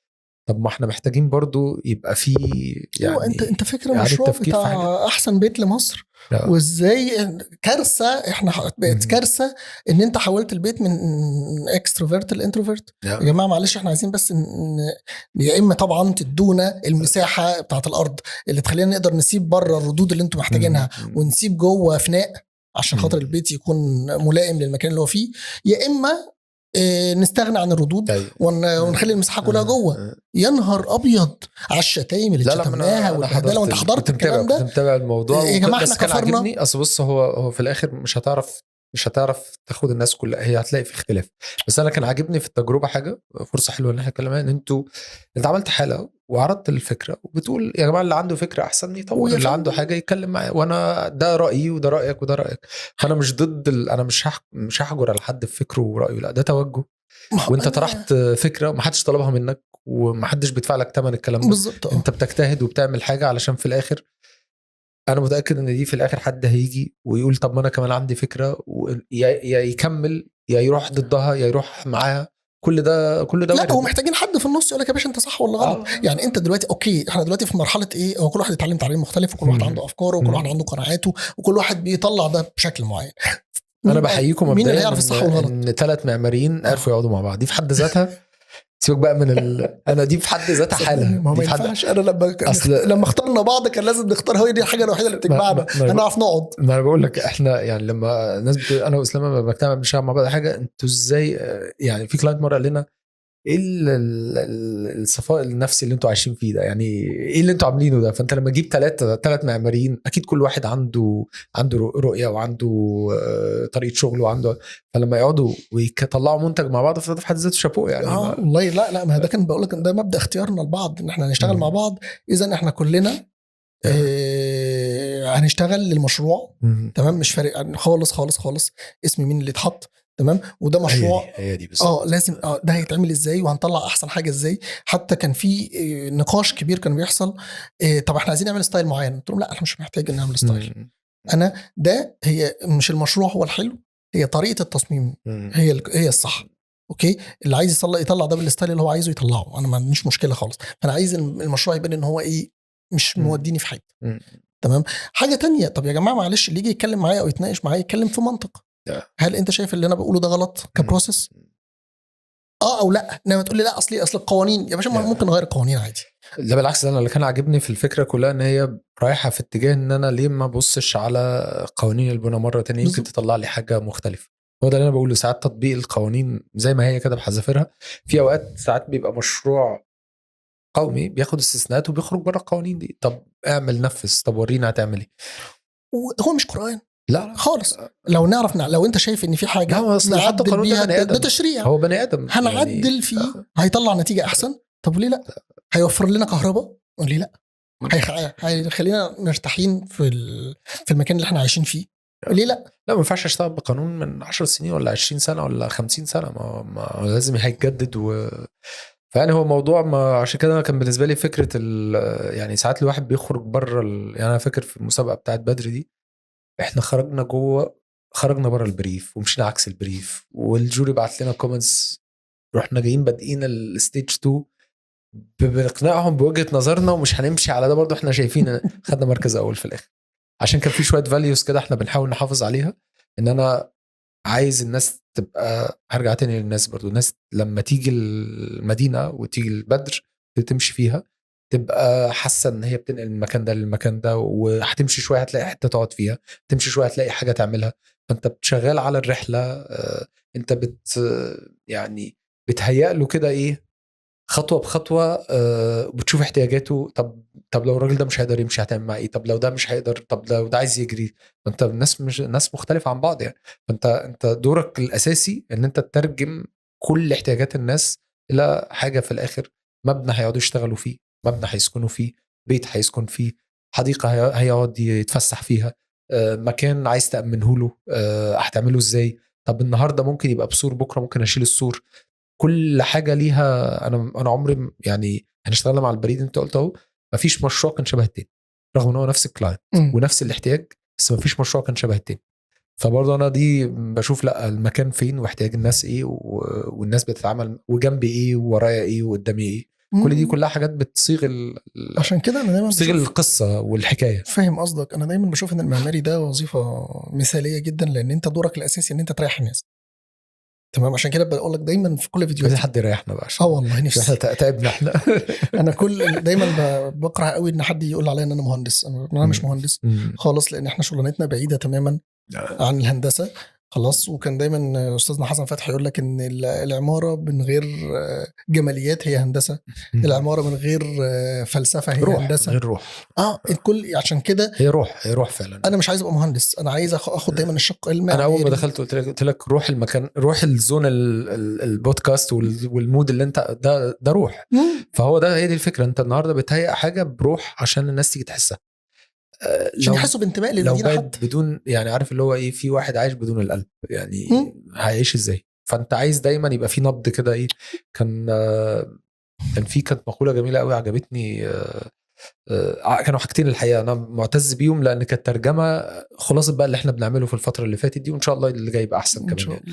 كانت واحده منهم ليها علاقه بالمشاريع اللي احنا بنعملها. كان دايما مره كده نزلت بوست على مجموعه مشاريع، وان الكورت يارد او الفناء الداخلي هو مشترك ما بين كل، رغم المشاريع مختلفه وشكلها مختلف والفناء مختلف. ف كان دكتور علي عبد الرؤوف كان كتب عليها، كان عاجبني قوي الكومنت بتاعه. كان قال أفنية داخلية مفعمة بالحياة. فأنا مش هنسى الجملة دي، لأن أنا أعتز بيها الحقيقة، لأن هي فعلا هي ضافت حياة أو نابضة بالحياة. راجل جميل. هي ضافت حياة لكل مبنى منهم. فده كان واحنا في مسابقة المعماريين العرب، مهرجان المعماريين العرب، كان دكتور علي أبو غنيمة برضو كان أنا عرضت فيه أكتر من مشروع. عرضت الكابريتاج أخذنا فيه مركز ثالث، وعرضت مشروع البريد أخذنا فيه مركز تاني، وعرضت مشروع الهيد كوارتر بتاع دبي واخدنا فيه مركز اول.